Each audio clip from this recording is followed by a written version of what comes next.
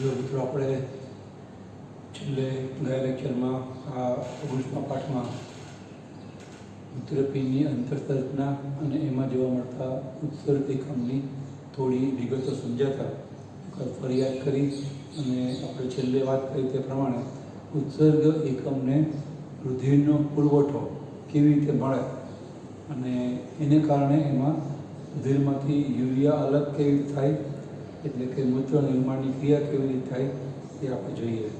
આપણે ગયા વખતે જોયું હતું કે મૂત્રપિંડનો આપણે ઊભો છેદ લઈએ તો એની અંદર મુખ્ય બે વિસ્તાર જોવા મળે, મૂત્રપિંડ બાહ્યક અને મૂત્રપિંડ મજ્જક. બાહ્યકવાળો ભાગ બહારની બાજુએ ચાલે છે. ગયા વખતે સમજાવેલું કે આ ભાગ તો એકદમ બાહ્ય સપાટીનો ભાગ છે. મૂત્રપિંડને આપણે ઊભું કાપીએ તો અંદર દેખાતી રીતના આ ભાગ છે. આ તો એનો બાહ્ય દેખાવ બતાવે છે ત્રિડાયમેન્શનલી, ત્રિપરિમાણીય રીતે.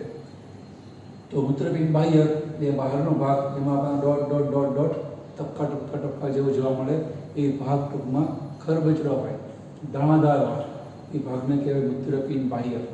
અને અંદરનો ભાગ એકદમ લીસો છે અને આવી રીતે 7 ત્રિકોણાકારના પિરામિડ જેવો હોય. તો એ ત્રિકોણાકારના પિરામિડ જેવા લીસા ભાગને કહેવાય મૂત્રપિંડ મજ્જક અથવા તો મૂત્રપિંડ પિરામિડ. પ્રત્યેક પાસે આવેલા બે પિરામિડની વચમાં પણ થોડું બાહ્ય ઊંડું ઉતરેલું હોય. દાણાદાર ભાગ આપણને દરેક બે પિરામિડની વચમાં પણ જોવા મળે છે. એને આપણે નામ આપેલું કોલમ ઓફ બર્ટીની. ત્યાર પછી આપણે જોયેલું દરેક જે મૂત્રપિંડ પિરામિડ છે એને રિનલ પિરામિડ પણ કહેવાય. એ એક નલિકા દ્વારા અહીંયા મૂત્રપિંડ જગ્યા જે ખાલી પડે ત્યાં ખુલે છે. તો એ નલિકાને આપણે નામ આપેલું કેલિક્સ. એક વચનમાં એક નળી જ્યાં આ મૂત્રપિંડ મજ્જક ખુલે છે નલિકા દ્વારા, એને આપણે કહીએ છીએ કેલિક્સ. અને બહુવચનમાં એવી ઘણી બધી કેલિક્સ છે, એને કહેવાય કેલાઇસિસ. મેં તમે થોડું ધ્યાન તમારું જોયું હતું કે અહીંયા કુલ 7 પિરામિડ છે પણ કેલાઇસિસ 6 હોય. શરૂઆતના જે બે છે મૂત્રપિંડ પિરામિડ એ જોડાઈને એક કેલિક્સ આપે છે. એટલે કુલ આપણને આવી રીતે 6 કેલિક્સ જોવા મળે. એ જ્યાં ખુલે એ ભાગને આપણે નામ આપ્યું છે મૂત્રપિંડ નિવા. અને મૂત્રપિંડ નિવા નાભીમાં પોતે બહારની બાજુએ જેમાં ખુલે નળી, એને આપણે કહીએ છીએ મૂત્રવાહિની. ટૂંકમાં મૂત્રપિંડ નિવા એ મૂત્રવાહિનીમાં ખુલે છે. ના એનું જોડાણ એ તો આપણે ગયા વખતે એની પહેલાં લેક્ચરમાં બાહ્ય રીતના બતાવ્યું હતું. મૂત્રપિંડ ધમની રુધિરનો પુરવઠો એટલે કે રુધિર એ મૂત્રપિંડને આપે અને મૂત્રપિંડ શિરા એ રુધિરને પાછું લઈ જાય. મીનવાઇલ એની અંદર રુધિર ચોખ્ખું થઈને બહાર આવે. મીનવાઇલ એની અંદર રુધિરનું ગળાવાનું કામ, ફિલ્ટ્રેશનનું કામ થતું હોય. અને જે રુધિર મૂત્રપિંડમાં જાય છે એ યુરિયાયુક્ત હોય, જ્યારે પાછું આવે છે યુરિયા વિહીન હોય. અને એ યુરિયા એટલે કે પ્રવાહી યુરિયા, એને આપણે યુરિન કે પેશાબ કહીએ, અહીંથી બહાર નિકાલ પામશે. તો આટલી વાત આપણે બાહ્ય રચનામાં મૂત્રપિંડની અંદર જોઈ હતી. પછી આપણે સમજાવેલું કે અહીંયા જે આ મૂત્રપિંડના ઉભા છેદમાં આપણને મૂત્રપિંડ બાહ્યક અને મૂત્રપિંડ મજ્જક જોવા મળે છે. એવું જે શેપ અથવા તો દેખાવ જોવા મળે છે એનું કારણ છે એની અંદર રહેલા 10 લાખ મૂત્રપિંડ નલિકાના ઉત્સર્ગ એકમો એવી રીતના ગોઠવાયેલા છે સઘન અથવા ગીચોગીચ રીતે, એને કારણે આપણને ઉપલબ્ધ દ્રષ્ટિએ એવું લાગે કે બહાર ખરબચડો ભાગ છે મૂત્રપિંડ બાહ્યક જેને આપણે કહીએ છીએ, અંદર લીસો ભાગ છે જેને આપણે મૂત્રપિંડ મજ્જક અથવા મૂત્રપિંડ પિરામિડ કહીએ છીએ. તો એ ઉત્સર્ગ એકમ કેવી રીતના ગોઠવાયો છે આજે આપણે જોઈએ. એની પર ઉત્સર્ગ એકમ કેવો હોય એની આપણે ગયા વખતે કરી હતી. એકવાર ફરી એની ઉપર નજર નાખી લઈએ તો આપણે સમજેલા કે 10 લાખ મૂત્રપિંડ નલિકા એ ઉત્સર્ગ એકમના ભાગો છે. એ દરેકની લંબાઈ આશરે 3 સેન્ટીમીટર હોય. જેનો મુક્ત છેડો એવો સી આકારનો હોય, જેને આપણે કહીએ છીએ બાઉમેનનો કપ, બાઉમેનની કોથળી, કારણ કે એ બાઉમેન નામના વૈજ્ઞાનિકે શોધેલી. પછી થોડો સાંકડો ભાગ એને આપણે નામ આપેલું ગ્રીવા. પછી એમાં આપણને બે ગૂંચળાવી ભાગ જોવા મળે. એ પૈકી બાઉમેનના કપની નજીક છે એને કહેવાય નિકટવર્તી ગૂંચળું, દૂરની તરફ છે એને કહેવાય દૂરસ્થ ગૂંચળું. બે ગૂંચળા વચ્ચે મૂત્રપિંડ નલિકા આવો યુ શેપ બનાવે છે, એને કહેવાય હેનલેનો પાથ. અહીંયા પણ હેનલે નામ છે પાસ મતલબ આવી ગળી, બરાબર, યુ શેપની, યુ આકારની ગળી. એમાં મેં તમને સમજાવેલું કે અહીંયા નીચેનો ભાગ છે એ ભાગ થોડો સાંકડો હોય, વળી પાછો ઉપર આવે એટલે ભાગ હતો એટલા વ્યાસનો થઈ જાય.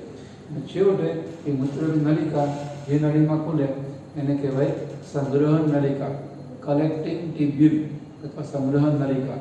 અને છેવટે જેમાં ખુલે એ મૂત્રપિંડની અહીંયા બતાવેલો ભાગ છે એમાં અસંખ્ય સંગ્રહણ નલિકાઓ છે એ કેલિક્સ દ્વારા ખુલતી હોય છે. આટલી રીતનું આપણે મૂત્રપિંડ નલિકાની કહેતા ઉત્સર્જકમની સમજેલા. હવે આપણે જે આજે શીખવાનું છે એ છે આ મૂત્રપિંડ નલિકાને રુધિરનો પુરવઠો કેવી રીતે મળે છે, એટલે કે બ્લડ સપ્લાય કેવી રીતે મળે છે, એટલે કે આમાં બ્લડ કેવી રીતે આવે છે અને કેવી રીતે બહાર નીકળે છે.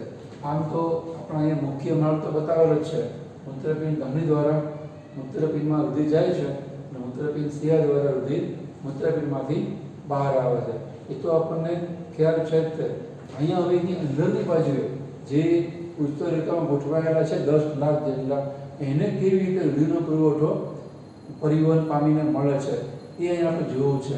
તો અહીંયા આપણે જોઈએ કેવી રીતે એની અંદર રુધિર છે એ પરિવહન પામે છે. અહીં જે આપણે મૂત્રપિંડ ધમની અને મૂત્રપિંડ શિરા બતાવી છે એ અહીંયા આપણે ફરી બતાવીએ. તો અહીંયા જે મૂત્રપિંડ ધમની અંદર દાખલ થાય ત્યારે અને આપણે નામ આપેલું છે મૂત્રપિંડ ધમની, જે અહીંયા બતાવ્યું છે. એ જેવી અંદર દાખલ થાય એટલે આપણે બતાવેલું કે કેટલી શાખાઓમાં વહેંચાય.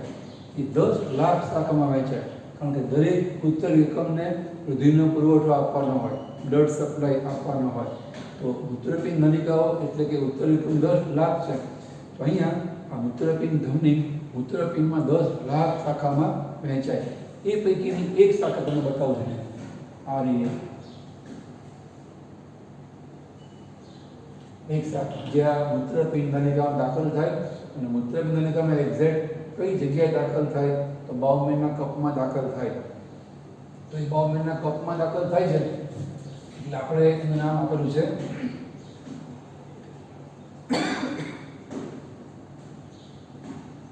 અંતરવાહી ધમનિકા. આપણે પરિવહન તંત્રમાં જોયેલું કે ધમનીની શાખાને કહેવાય ધમનિકા. Artery divides into arterioles. ધમની એ ધમનિકામાં ફેરવાય છે અથવા તો એ ધમનિકા નામની શાખાઓમાં વિભાજિત થાય છે. તો આવી એક બતાવી છે પણ 10 લાખ શાખાઓ પડે તે પ્રત્યેક મૂત્રપિંડ નલિકાના બાઉમેનના કપમાં દાખલ થાય. પૈકી આપણે અહીંયા એક જ બતાવી છે. એ બાઉમેનના કપમાં દાખલ થાય છે ને એ તેને કહેવાય અંતરવાહી. મૂત્રપિંડ નલિકાના બાઉમેનના કપની અંદરની બાજુએ રુધિરનું વહન કરાવતી ધમનિકા એ તેને કહેવાય અંતરવાહી ધમનિકા. એ ધમનિકા જે બાઉમેનના કપમાં દાખલ થાય તો ફરી પાછી સેંકડો શાખાઓમાં ફેરવાય. આ રીતે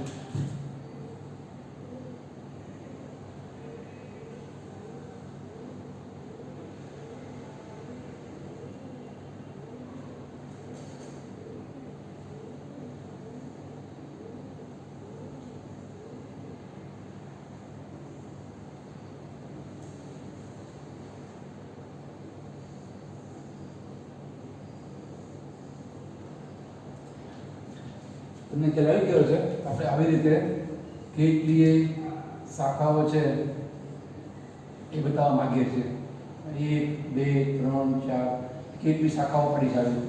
પછી બધી શાખાઓ જેવા બાઉમેનના બહાર આવે એટલે એક થઈ જાય, બધી શાખાઓની બહાર આવે એટલે પછી એક થઈ જાય. આવી રીતે બરાબર ને? આવી રીતે 1 2 3 4 શાખાઓ છે. આવી રીતે અંગમાં એટલે કે બાઉમેનના કપમાં દાખલ થાય ત્યારે ઘણી શાખાઓમાં એ ફેરવાઈ જાય અને જ્યારે બહાર આવે ત્યારે ફરી પાછી જે ઉત્પત્તિ એક જ શાખામાં થઈ છે અને એક શાખામાં આવી રીતે ફેરવાઈ જાય. આવું હું અહીંયા બતાવવા માંગુ છું. તમને ખ્યાલ આવી ગયો છે. તો ટૂંકમાં આવી રીતે જે અંતરવાહી ધમનિકા છે એ બાઉમેનના કપમાં દાખલ થાય એટલે ઘણી શાખામાં ફેરવાય. આપણે અગાઉ પરિવહન તંત્રમાં સમજ્યા છીએ ધમનીની શાખા ધમનિકા અને ધમનિકાની પણ શાખાઓ જોડે तो આપણે એને કહીએ છીએ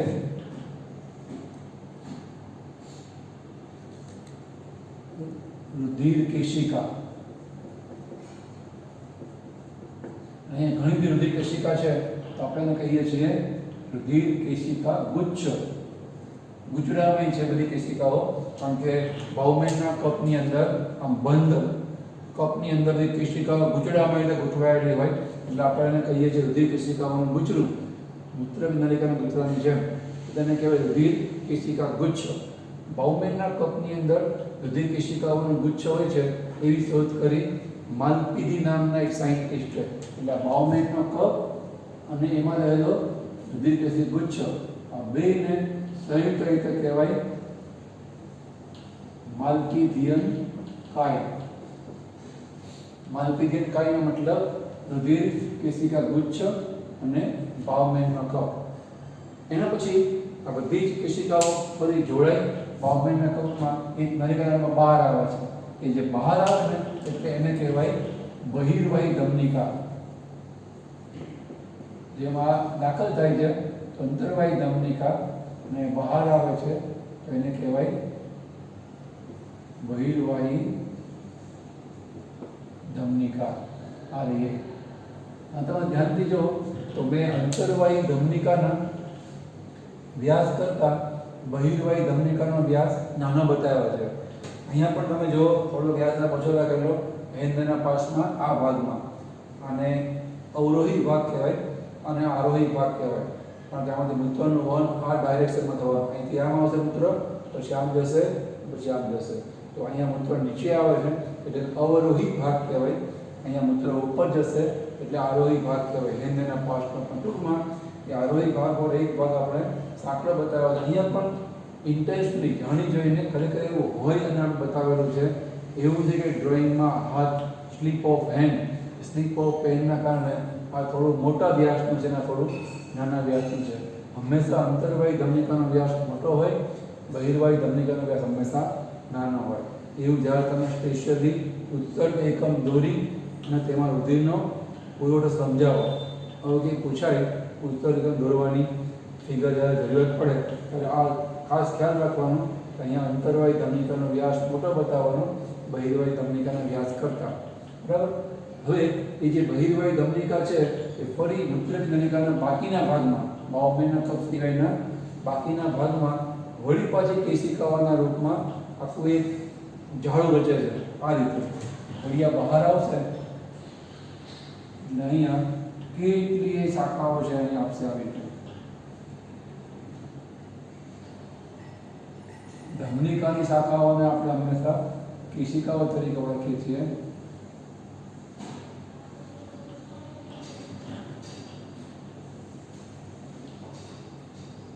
પછી બધી કેશિકાઓ ભેગી મળી અને એક શિરામાં ખુલે જેને આપણે કહીએ છીએ મૂત્રપિંડ શિરા.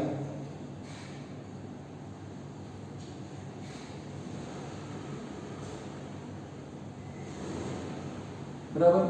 જે આપણે બતાવેલી છે મૂત્રપિંડ શિરા, જે લોહી દાખલ થાય મૂત્રપિંડ ધમનીમાંથી, જે આપણે દાખલ જે બતાવી છે, અને મૂત્રપિંડ શિરામાં રુધિર છે બહાર આવે એ આપણે અહીંયા બહાર બતાવીએ છીએ. એ છે મૂત્રપિંડ શિરા. અહીંયા ઘણી બધી કેશિકાઓ બને છે. એમાં ઘણી બધી નહીં, આપણે કેટલી શાખાઓ છે એ બતાવીએ. આ રીતે મેં શાખાઓ બતાવી છે. આ રીતે કેટલી શાખાઓ બતાવી અને ક્યાં કઈ રીતે બતાવી એનો કોઈ માપ સંખ્યા એવું કંઈ હોતું નથી. તમે આવી રીતે ઘણી બધી શાખાઓ છે એ બતાવી શકો.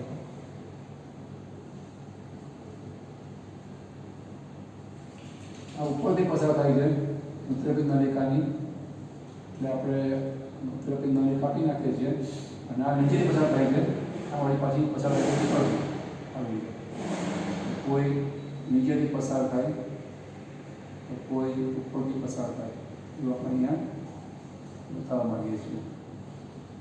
બરાબર. પછી આ બધાને અહીંયા ભેગી કરી દેવાની આ રીતે.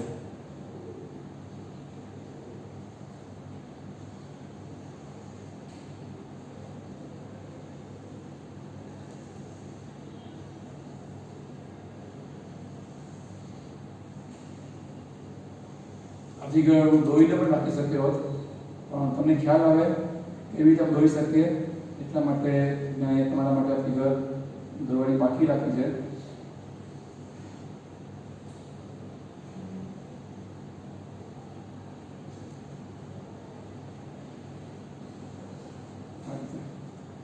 અહીંયા પણ કોઈક શાખા છે એ ઉપરથી, કોઈક શાખા છે નીચેથી પસાર થાય, તમે એવું બતાવી શકો. બરાબર, આ રીતે.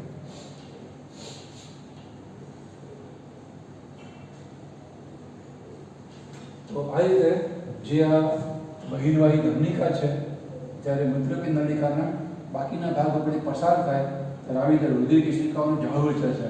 અહીંયા આપણે આ લાલ ભાગ ધમનિકામાંથી ઉત્પન્ન થયેલી કેશિકાનો બતાવેલો છે. ભૂરો ભાગ એ શિરામાં દાખલ થાય. શિરામાં આપણને ખબર છે O2 વિહીન અને CO2 યુક્ત અશુદ્ધ રુધિર હોય, એટલે આપણે એને બ્લુ ભાગથી બતાવતા હોઈએ છીએ. બાકીનું ભાગ બ્લુ બતાવે છે. ટૂંકમાં છે બધી કેશિકાઓ. આપણે અગાઉ કેશિકાઓ વિશે સમજ્યા છીએ. કેશનો મતલબ વાળ, વાળ જઈ 35 સૂક્ષ્મ નળીઓનું ઝાડું જે મૂત્રપિંડ નલિકાની આસપાસ બનાવે છે, એટલે આપણે એને કહીએ છીએ રુધિર કેશિકા ઝાડ. યાદ રાખો, આ બાઉમેના કપની અંદર રુધિર કેશિકા ગુચ્છ છે અને બાકીના મૂત્રપિંડ નલિકાની ફરતે એ રુધિર કેશિકા ઝાડ છે. આ બાઉમેના કપની અંદર છે અને મૂત્રપિંડ નલિકાની બહાર છે. મૂત્રપિંડ નલિકાની અંદર દાખલ થતી કેશિકાઓ એની આસપાસ વીંટળાયેલી, જેમ આપણા માથા ઉપર વાળ છે વીંટળાયેલા છે, એવી રીતે રુધિર કેશિકાઓ બાઉમેના કપની સિવાયની જે મૂત્રપિંડ નલિકા છે એની આસપાસ વિસ્તારેલી કે ફેલાયેલી છે. એને આપણે નામ આપીએ છીએ રુધિર કેશિકા ઝાડ. એ છેવટે મળે બહાર અને બનવા મૂત્રપિંડ શિરા. અહીંયા જેમ આપણે ધમનિકા કહીએ છીએ આને, તમારે આને કહેવું હોય તો કહી શકો મૂત્રપિંડ શિરિકા અથવા તો બહિર્વાહી શિરિકા પણ કહેવાય, કે શિરામાં ખુલે છે. તો આવી રીતે રુધિરનું પરિવહન થાય. રુધિર એ મૂત્રપિંડ ધમની અને અંતર્વાહી ધમનિકા દ્વારા બાઉમેનના કપમાં આવે, રુધિર કેશિકા ગુચ્છમાં, ત્યાંની પછી બહાર બહિર્વાહી ધમનિકા દ્વારા એ બાઉમેનના કપમાંથી બહાર રુધિર આવી જાય અને પછી રુધિર કેશિકા ઝાડમાંથી પસાર થાય, એટલે કે મૂત્રપિંડ નલિકાના બાકીના ભાગ ઉપરથી રુધિર પસાર થાય અને છેવટે બહિર્વાહી શિરિકા દ્વારા મૂત્રપિંડ શિરિકા દ્વારા રુધિર મૂત્રપિંડ શિરામાં બહાર ઠલવાઈ જાય એટલે પાછું આવી જાય. અને જ્યારે આવી રીતે આટલી જગ્યાએથી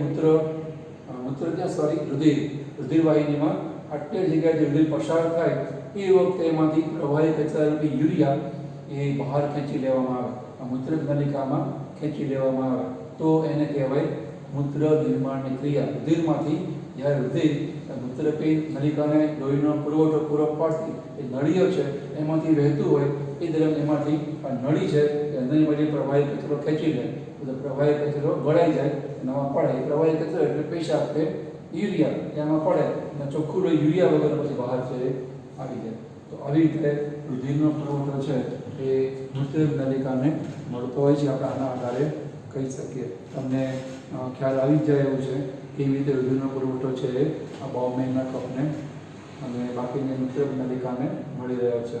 મેં કીધું એમ ફરી એકવાર કેશિકાઓ કેટલી બતાવી, આ રુધિર કેશિકાઓ ઝાડની કેશિકાઓ કેટલી બતાવી, ક્યાં બતાવી, ઉપર નીચે કેવી રીતે બતાવી, એનો કોઈ નિયમ ક્રમ હોતો નથી. તમે ગમે તેટલી કેશિકાઓ ઉપર નીચે વધારે બતાવી શકો છો, પણ ખાસ ખ્યાલ રાખવાનો કે એની જાડાઈ જાળવવાની, બાઉમેનના કપ સહિતની મૂત્રપિંડ નલિકાના વ્યાસનું ધ્યાન રાખવાનું, અહીંયા પણ વ્યાસનું ધ્યાન રાખવાનું, અને આના કરતાનો વ્યાસ મોટો ના હોવો જોઈએ. એ તો આપણને ખબર પડે કે આમાંથી પડતી શાખાઓ છે, જેમ જેમ આગળ જાય તેનો વ્યાસ નાનો બનતો જાય. એ સાયન્ટિફિકલી ફિગરમાં એ બાબત તમારે જાળવવાની રહે. બાકી સંખ્યા નાની મોટી હોય, કેશિકાઓ ત્રાસી ભાંગી પસાર થતી હોય તો પ્રેક્ટિકલી ખરેખર એવું જ હોય. બધી કેશિકાઓ કેમ પેરેલલ ફૂટ પડે દોરીને આપણે લાઈન દોરી એવી રીતે પસાર થતી ના. આપણા વાળ પણ કંઈ બધા ફૂટ પડે આંખીને જે ગોઠવાયેલા હોય એ ગોઠવાયેલા નથી થતા, અસ્તવ્યસ્ત હોય છે. પણ ઓળીએ તો પણ બધા સીધા ના હોય. અહીંયા પણ એ રીતે તમારે દોરવાની જરૂર નહીં કે બરાબર બધું પરફેક્ટ આવવું જોઈએ. રુધિર કેશિકાઓનો વ્યાસ નાનો હોવો જોઈએ અને કેટલી ઉપર નીચે હોય છે, બધી નીચે બધી ઉપર બતાવો એ પણ ખોટો. એ રીતે વૈજ્ઞાનિક દૃષ્ટિકોણથી ફિગર સાચી દોરવા પ્રયત્ન કરવાનો. બાકી ફિગરની અંદર તમે થોડું પાતળાપણું ઉપર નીચે પણ સંખ્યા વધારે ઓછાપણું કરો એનાથી કંઈ એ માર્કમાં આપણને ફેર પડશે નહીં. તો આવી રીતે આપણે સમજાવ્યું કેવી રીતે રુધિર એ આની અંદરથી પસાર થાય છે. હવે આપણે એ સમજીએ કે આવા જે મૂત્રપિંડ નલિકાનો એકમ છે એટલે કે ઉત્સર્ગ એકમ છે એ આની અંદર કેવી રીતના ગોઠવાય છે કે જેને લઈ અને આપણને બાહ્ય રીતે આ ઉત્સર્ગ એકમ જ આ 10 લાખ છે. આમાં આપણને જો આવું કંઈ દેખાય છે બાઉમેનનો કપ, આ બે નિકટવર્તી દૂરસ્થ ગુચડાટ, પછી હેન્ડલેનો પાસ, પછી આ સંગ્રહણ નલિકા, એ આપણને ક્યાંમાં દેખાય છે? તો એ નથી દેખાતું કારણ શું? એટલું ગીચો ગીચ ગોઠવાયેલા છે કારણ કે આટલી જગ્યામાં 10 લાખ નળી એટલી ગીચ ગોઠવાયેલી હોય કે આપણને એવું લાગે કે આ બાહ્ય કરોડરજ્જુનો ભાગ છે અને આ લીસો ત્રિકોણાકાર એ મજ્જકનો ભાગ છે. તો એની ગોઠવણી આ રીતની થાય. જે બાઉમેનનો કપ હોય ને એ અહીંયા બહારની બાજુ ગોઠવાય અહીંયા, અને જે ગુચડું છે ને એ અહીં ગોઠવાય, હેન્ડલનો પાસ અહીં ગોઠવાય, હેન્ડલનો પાસ છે અહીંયા ગોઠવાય, વળી પાછું બીજું ગુચડું અહીંયા ગોઠવાય, જે સંગ્રહ નલિકામાં ખુલે એ પણ અહીંયા ગોઠવાય. તમે ખ્યાલ આવી ગયા રીતે? ફરી એકવાર આપણે બીજા કલરની પેનથી બતાવીએ. જે બાઉમેનનો કપ છે એ અહીંયા ગોઠવાય, નિકટવર્તી ગુચડું અહીંયા ગોઠવાય, હેન્ડલનો પાસ આમાં પેરેલલ ગોઠવાય અહીંયા, વળી આ દૂરસ્થ ગુચડું, અને પછી એ ખુલે અહીંયા સંગ્રહ નલિકામાં. આ તો આપણે એક નલિકા બતાવી એ પણ તમને માંડ દેખાતી સમજાતી હશે. આ તો 10 લાખ એકદમ ગગન રીતે ગોઠવાયેલી હોય.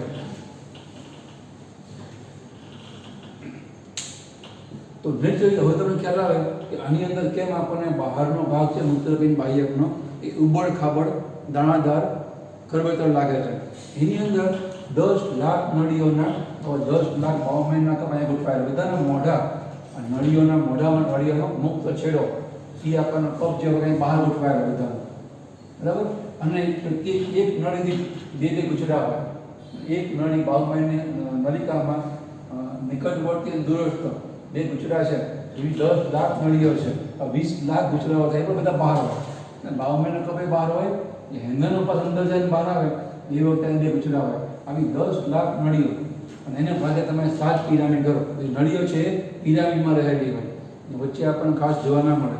તો એ જે નળીઓ છે એ 10 લાખ ભાગ્યા 7 કરો, લગભગ 1.25 લાખની આસપાસ થાય.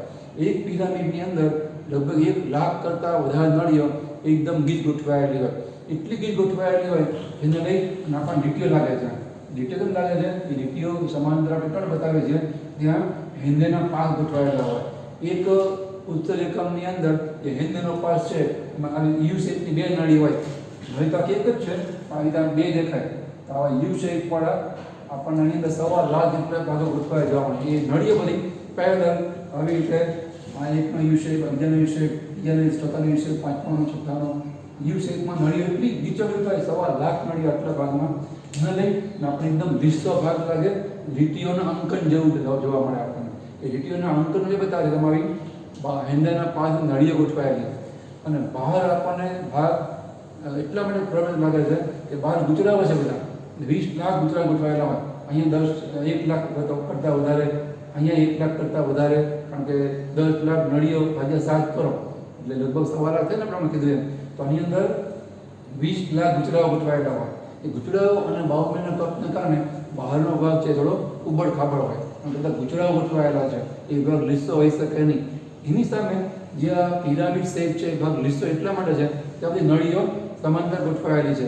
એક તો હેન્ડલનો પાસ ને જેમાં ખુલે એ સંગ્રહ નલિકા એ પણ એને સમાંતર ગોઠવાયેલી હોય, લગભગ સમાંતર ગોઠવાયેલી હોય. તો આની અંદર સમાંતર ગોઠવાયેલી નળીઓ, હેન્ડલનો પાસ અને સંગ્રહ નલિકા હોવાથી એ આપણને લીસો ભાગ દર્શાવે છે બાહ્ય દેખાવમાં. અને જે ગુચડાઓ છે એ બહારની બાજુએ છે એટલે આપણને એ ભાગ થોડો બાહ્યકળો ભાગ એ દાણાદાર ભાગ છે એ લાગે છે. એ સિવાય એક બીજી વાત, આજે ઉત્સર્ગ એકમ કે મૂત્રપિંડ નલિકા છે એ દર વખતે આ રીતના ગોઠવાય એવું જરૂરી નથી. અમુક વખતે એવું થાય કે બાઉમેનના કપ, પછી આ નિકટવર્તી ગુચડું, હેન્ડલનો પાસ, દૂરસ્થ ગુચડું અને સંગ્રહણ નલિકા, આખી મૂત્રપિંડ નલિકા, આખો ઉત્સર્ગ એકમ એ બાહ્ય પણ ગોઠવાય. હેન્ડલનો પાસ પિરામિડમાં આવે જ નહીં, મજ્જકમાં આવે જ નહીં, કોઈકમાં આવે એટલે કે હેન્ડલનો પાસ જો લાંબો હોય તો નીચે દાખલ થાય, અને કેટલાકમાં લાંબા છે, કેટલાકમાં ટૂંકા છે. આમાં જે 10 લાખ મૂત્રપિંડ નલિકાઓ છે એ પૈકી 15% છે એ 15% એટલે કે લગભગ 1.5 લાખ જેટલી, 10 લાખના 15% એટલે લગભગ 1.5 લાખ જેટલી મૂત્રપિંડ નલિકાઓ છે એના હેન્ડેના પાસ બહુ લાંબા છે અને એ આ પિરામિડ્સ જેવો દેખાવ છે બનાવે છે. તો એ મૂત્રપિંડ મજ્જક જે લંબાયેલા ધરાવે છે હેન્ડેના પાસ, તો એને કહેવાય મૂત્રપિંડ મજ્જક ઉત્સર્ગ એકમ. એવા ઉત્સર્ગ એકમ કે જે મૂત્રપિંડ મજ્જક સુધી લંબાયેલા હોય એના હેન્ડનો પાસ છે મજ્જકમાં દાખલ થાય. પણ જે મોટો ભાગ છે 85% મૂત્ર નલિકાઓ એ તો ફક્ત અહીંયા બાહ્યકમાં જ પૂરી થઈ જાય છે. એના હેન્ડનો પાસ છે એ અહીંયા મજ્જકમાં આવે જ નહીં, પિરામિડમાં આવે જ નહીં. બાહ્યકમાં એનો ભાગ તો આખી નલિકા જ ત્યાં સમાઈ જાય એવી રીતે એના હેન્ડના પાસ ટૂંકા હોય છે. તો એ બાહ્યકમાં જ તે ગોઠવાઈ આખી નળી છે મૂત્રપિંડ નલિકા, તેને કહેવાય બાહ્યક ઉત્સર્ગ એકમ. તો આવી રીતે મોટા ભાગ ગણીએ તો બધું બહારના ભાગ ગોઠવાય છે. એના લૂછરા હોવાને કારણે આ ભાગ ખોબળ ખાબડ દાણાદાર કે ખરબચડો છે અને 15% જેટલા ઉત્સર્ગ એકમો જે મજ્જક ઉત્સર્ગ એકમો છે અથવા એને જગટા મજ્જક ઉત્સર્ગ એકમ, જગટા એટલે નજીક, મજ્જકની નજીક સુધી ગોઠવાયેલા જે મૂત્રપિંડ નલિકાના એકમો કે જે હેન્ડના પાસ છે એવા ઉત્સર્ગ એકમો એ 15% હોય. એ 15%ને કહેવાય જગટા મજ્જક ઉત્સર્ગ એકમ અથવા તો ખાલી મજ્જક ઉત્સર્ગ એકમ અથવા ચોપડી પ્રમાણે આપણે કહીએ છીએ જગટા. જગટા મતલબ નજીક આવેલા, મજ્જકની નજીક આવેલા કે મજ્જકની અંદર ખૂંપેલા એવા ઉત્સર્ગ એકમ, એવો એનો મતલબ થાય. તો એટલા માટે આપણને બાહ્ય દેખાવમાં આ બહાર દાણાદાર ભાગ લાગે છે ઈચડાઓને કારણે અને બાવમેનના કપને કારણે, અને બધી નળીઓ આમ એકદમ કોમ્પેક્ટ થઈ બધી પેરેસિસમાં ખુલે. અહીંયા પણ બધી નળી કોમ્પેક્ટ થઈ સઘન થઈ એક પેરેસિસમાં ખુલે છે કે કેલિસમાં ખુલે છે. એવો આ દેખાવ છે, એ ગોઠવણી છે. એટલે આપણને બાહ્ય દૃષ્ટિએ મૂત્રપિંડના ઊભા છેદમાં 10 લાખ ઉત્સર્ગ એકમો એ આ રીતે ગોઠવાયેલા છે એટલે આપણને આવો દેખાવ છે એ લાગતો હોય છે. એના પછી આપણે જે વાત કરી રુધિરના પુરવઠાની એ પ્રમાણે હવે જ્યારે રુધિર પસાર થાય ત્યારે એમાંથી કેવી રીતે ફિલ્ટર આઉટ થાય, ગળાઈને મૂત્રરૂપી પ્રવાહી કચરો નાઇટ્રોજનયુક્ત અલગ થાય એ આપણે શીખીએ. એ નેક્સ્ટ લેક્ચરમાં શીખીએ. એ આખી પ્રક્રિયાને આપણે આપણી સમજણ સહાયતા માટે 3 ભાગમાં વહેંચીએ છીએ. એક તો આની અંદર આટલા ભાગમાં જે પ્રક્રિયા થાય એને કહેવાય દાબ ગાળણ, પ્રેશર ફિલ્ટ્રેશન. એના પછી અહીંયા જે પ્રક્રિયા થાય નિકટવર્તી ગુજરાતમાં બાવમેનના કપ સિવાય એને આપણે કહીએ છીએ પુનઃ શોષણ, રીએબ્સોર્પ્શન. પછી અહીંયા હેન્ડના પાસ અને દૂરસ્થ મૂત્રાવાની પ્રક્રિયા થાય એને આપણે કહીએ છીએ સ્ત્રાવ અથવા સિક્રેશન. છેવટે પછી મૂત્ર અહીંયા નલિકા દ્વારા અને મૂત્રપિંડ નિવાસ દ્વારા નિકાલ પામે મૂત્રપિંડની બહાર અને મૂત્રવાહિની લઈ જાય મૂત્રાશયમાં અને એ ભરાય એટલે મૂત્ર નિકાલની ક્રિયા દ્વારા આપણે તે પ્રાણીઓનો નિકાલ કરે. પણ અહીંયા ટૂંકમાં આ જે મૂત્રપિંડની અંદર મૂત્રપિંડ નલિકા છે એમાંથી રુધિર પસાર થતું હોય ત્યારે આપણે આપણી સમજણ સહાયતા માટે એને 3 સ્ટેપમાં વહેંચીએ છીએ. બાવમેનના કપની અંદર જે પણ પ્રક્રિયા થાય એને કહેવાય દાબ ગાળણ. નિકટવર્તી ગુચરામાં જે પ્રક્રિયા થાય એને કહેવાય પુનઃ શોષણ. અને દૂરસ્થ ગુચરામાં જે પ્રક્રિયા થાય એને કહેવાય સ્ત્રાવ અથવા તો સિક્રેશન. 3 સ્ટેપની અંદર રુધિરમાંથી પ્રવાહી કચરો છે એ અલગ થશે. એ અલગ કેવી રીતે થાય એ આપણે નેક્સ્ટ લેક્ચરમાં જોઈશું. આટલું તમે થોડું ફરી પાછું ફિગર દોરી અને નામ લખી અને સમજવા પ્રયત્ન કરો. યોગ્ય નોંધ તમારી નોટબુકમાં કરો. નેક્સ્ટ ટાઈમ આપણે મૂત્ર નિર્માણની ક્રિયા છે એની વાત છે એ કરીશું.